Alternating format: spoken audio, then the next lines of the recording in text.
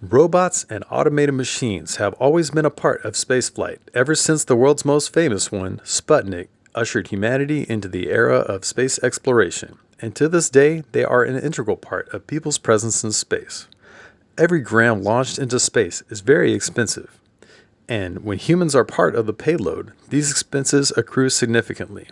In addition to the cost of the payload arriving to low Earth orbit, the time spent there is incredibly costly as well. So governments and the taxpayers that fund these space programs demand that the people sent to space are as productive as possible. Therefore, it makes sense to provide those spacefaring employees with robots to help them do their jobs better. Designing and manufacturing robots for space has no shortage of challenges. Like most robots anywhere, but to a stronger degree, they must reliably function smoothly without the need of serious repairs, must be useful for a unique set of needs, and be lightweight for low-cost transport. The challenges specifically for space are numerous as well. They must operate in zero gravity, handle the gravitational equivalent forces of liftoff, and protect from the radiation of space once it reaches orbit. Despite these difficulties, engineers and space agencies continue to try to overcome them. Today, on the International Space Station, humankind's most consistent destination in space, many technologies have been proposed, like surgical robots for emergencies to save lives doing procedures that can't wait for a return to Earth.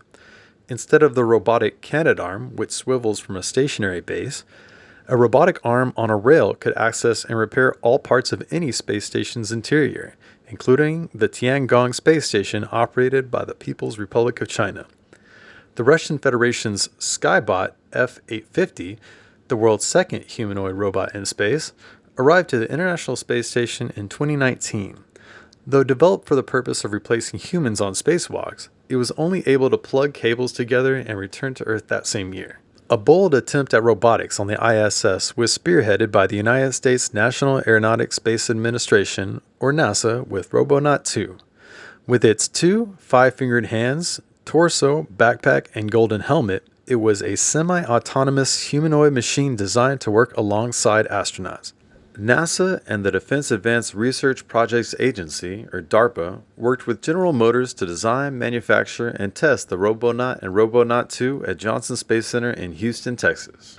A staple for PowerPoint presentations and internet clickbait, the short-lived Robonaut prototype stayed on Earth for development.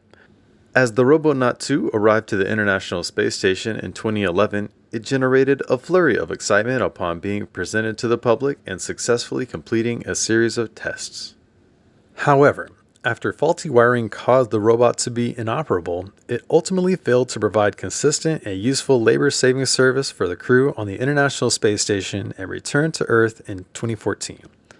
The most successful robot helper to date is the semi-autonomous Astrobee project, executed by NASA, which has been assisting the crew of the International Space Station since 2017. The three cube-shaped Astrobees, Honey, Bumble, and Queen, maneuver freely in the zero-gravity environment. They use fans, sensors, and cameras to give real-time data to ground control, and despite having received much less fanfare, are by all accounts a resounding success. In this video, we will investigate the aspects of the development, accomplishments, and failures of these two projects in their attempt to fulfill one of science fiction's oldest and most consistent tropes, robots working alongside people in space. In order to develop the most prominent feature of the Robonaut, its humanoid hands, researchers had to develop a range of sensory processing routines for the robot to do tasks that a 6-year-old human could do with ease, such as push a button or turn a screw. The robot's vision system, referred to as the visual cortex, had to be capable of depth perception, scale, orientation, and yield a binary profile of objects of interest. It was first programmed to recognize hand tools from a variety of angles via silhouette templates. It then assigned each item a level of confidence, and after being aware of what it could identify, was able to execute the command to pick up the tool by name. The machine had to be programmed to probe in an exploratory procedure and have a reflexive grab on the proper tool or handrail at an appropriate strength of grip. It had to orient the tool in a proper manner and not move in a way that might damage the very expensive apparatus. Unfortunately, it was very difficult for the Robonaut to identify items that were not spatially isolated. Upon arrival and installation aboard the ISS, Robonaut 2 was able to successfully sign Hello World in American Sign Language, execute simple tasks of button pushing, the first handshake between a human and a robot in space, and a brief demonstration of cleaning an air filter. Tragically, a ground wire improperly jeopardized the mission.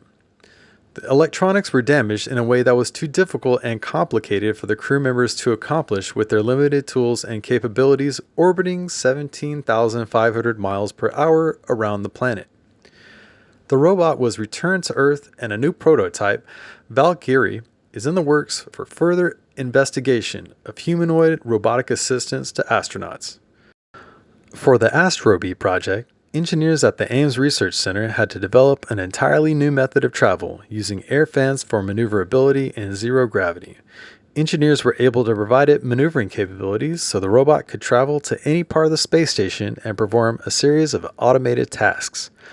Working autonomously or via remote control by astronauts or ground control, the robots were designed to complete tasks such as taking inventory, documenting experiments conducted by astronauts, and finding disturbances.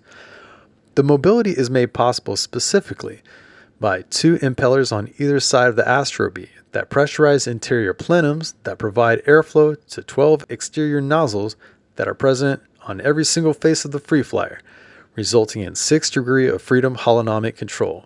There are two propulsion modules, one on each side of the vehicle. In case those fans break down, however, the robots would be unable to move, so a need arose to devise an alternative method for maneuverability. NASA has a novel strategy to get the most out of the Astrobees now that they are already on board the International Space Station. They utilize every opportunity to invite innovation from the public, academia, and internally. Students can download Astrobee software from the website GitHub and write an experiment with different programs. In one case, a postgraduate thesis resulted in a proof of concept on board the International Space Station. It began when experiments were conducted at the Naval Postgraduate School in California to give these machines the capability to maneuver like people do, by pushing, coasting, and landing to another location in the station's interior. Researchers constructed a replica of the machines with robotic arms and grippers and then simulated zero gravity on a two-dimensional surface. A granite monolith was leveled, and compressed air allowed the devices to operate in a virtually frictionless environment. Several iterations of the machines were rendered to provide the best conditions. Cameras around the monolith worked in tandem with the processing unit to allow the machine to have situational awareness. As the project became more advanced, it transitioned to another phase where testing was done in a simulated interior of the International Space Station at the Ames Research Center. This time, all computation and processing was done inside the unit itself, and after a series of experiments, the data was transferred to the team for analysis. Ultimately, the results from both labs were conflicting, with discrepancies possibly being attributed to differences between the units and air-bearing malfunctions affecting the data. However, a subsequent study repeated the experiment and was able to get more repeatable results. A successful self-toss maneuver was defined if the Astrobee was able to travel in a concise, consistent trajectory greater than 30 centimeters over the initial 50 seconds from gripper release, without impacting anything during the initial 50 seconds of the maneuver. Thankfully, researchers were able to continue studying these maneuvers in the actual microgravity conditions on board the International Space Station. They unfortunately were unable to get repeatable results that resulted in the units propelling themselves to the exact same place every time. It was found that the observed momentary increase in angular speed of the active Astrobee prior to release could be attributed to a change in the center of rotation of the active Astrobee, as it rotates about its proximal joint prior to release and rotates about its center of mass after release. Of course, before an Astrobee can go somewhere, it needs to know where it is, which can be difficult because not only is space a particularly disorienting place, but ground-based methods like GPS are completely useless on board the International Space Station. A significant improvement to the ability of Astrobee to assess its location and orientation was accomplished by developing a visual inertial graph-based localization system named AstroLoc. The previous localizer for Astrobee was based on the multi-state constrained Kalman filter. Kalman filtering is a statistical analysis methodology that helps to remove errors by predicting a number with a degree of certainty. Then, based on that result, it uses a weighted average to make another estimation. The weighted average is constrained in multiple states, meaning that very unlikely possibilities are eliminated, leading to more accurate predictions. In addition, the computation unit was set up to analyze camera images from the extended Kalman filter to reduce noise. This statistical analysis inputs nonlinear data and outputs a linear approximation that is more likely to accurately predict how objects move through space, and therefore be more representative of the Astrobee's location. The Astrobees were able to successfully complete tasks using these analysis methods, but despite how advanced they are, it still wasn't enough, as the unit often got lost and had to be reset or redocked. This is because when various obstacles impeded its view, lighting changed or its surrounding environment changed, like for example an astronaut moves a box during a sunset, it would confuse the computation process. Map landmarks that the robot used to orient itself were no longer visible, so it had to rely on visual inertial odometry to locate its position. Visual inertial odometry is the process of using sequential camera images to determine the distance traveled. The lack of gravity also makes localization more difficult, as when we are lost here on Earth, for example, we may not immediately know which way is north, but we always know which way is down. To get around these challenges, NASA researchers developed AstroLoc, which is a monocular visual inertial graph-based localization system. This graph-based optimization calibrated weighted averages by performing relinearization during each iteration compared to the single linearization point used by EKF-based systems. Other graph-based approaches might have used methods that were too computationally intensive for Astrobee's processing unit, which was roughly about the processing power of a mid-range 2016 laptop, and it still had to run a multitude of processes. To work within this limit, it was decided to make the system monocular, meaning it could use just one camera. The graph-based approach allowed multiple observations and sensor measurements to be incorporated into one place, balancing them all out to provide a more accurate assessment of location. These observations and sensor measurements included visual odometry measurements and sliding window marginalization, which is a form of predictive modeling based on previously attained data. Finally, readings go through a covariance-based sanity checker and a pose history sanity checker. These subroutines eliminate data points that have too much variation and confirm that Astrobee's orientation and position over time is physically possible, which limits the use of outliers and sensor data that are likely incorrect. This new way to interpolate visual imagery in conjunction with the floating robot's inertial measurement unit has proven very successful. By comparing sensor readings to actual position, one can easily see the drastic improvements that can be made in localization when a processing unit is able to assure that it only uses sensor readings that make sense.